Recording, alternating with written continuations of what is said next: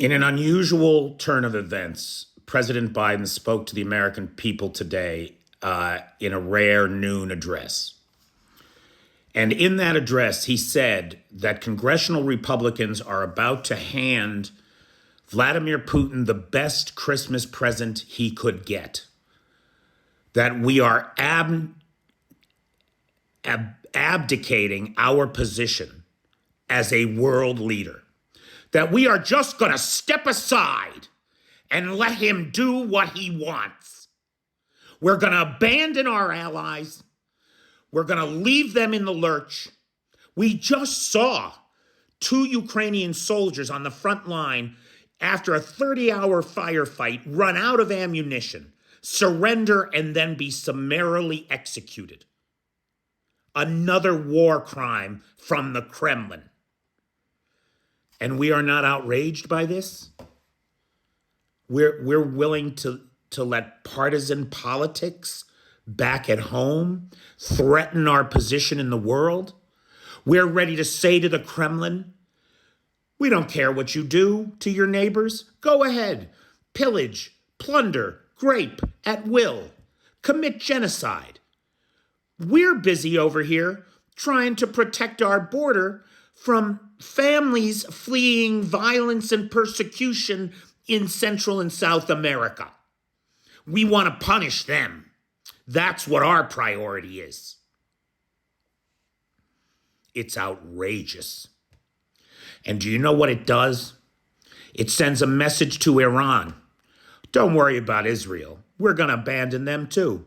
You'll be able to wipe them into the sea because America has just checked out. It says to China, oh, you want Taiwan? Sure, China. Go ahead, take Taiwan. We're not going to be there for them. We're busy at home trying to hold up military promotions because we don't like the health insurance we give our service members. This is insanity. This is a green light to Kim Jong-un in North Korea to threaten nuclear blackmail against the South to get what he wants from them. This is the most obscene abnegation of duty for partisan politics and radical fascist agendas inside the United States that we have ever seen. This is the greatest threat, not just to our position as the bastion of freedom, as the armorer of democracy in the world, but to our very core values about what is important to us. Do we stand for freedom, justice, and the rights of sovereign nations to determine their own futures? Or is that all just too much work for us? We can't handle it anymore.